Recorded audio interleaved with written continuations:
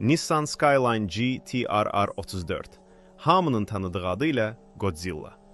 Bu maşını sürət üçün yox, fizika qanunlarına meydan oxumaq üçün yaradıblar. 1999-cu ilin texnologiyası olsa da, bugünün bir çox müasir superkarlarını hələ də tər tökdürə bilir. Çünki bu, sadəcə sürətli maşın deyil, balans simvoludur. Rəsmi rəqəmlərə aldanmayın. 280 at gücü sadəcə kağız üzərində olan göstərici idi.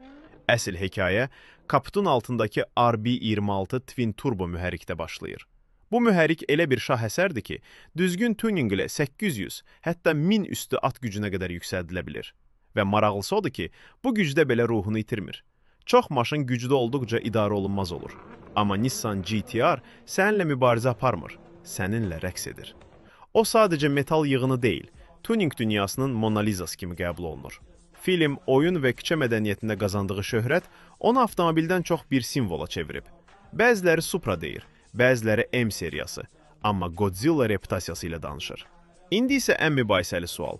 Bugünkü $200.000 superkarlar bu maşının verdiyi emosiyanı verə bilər?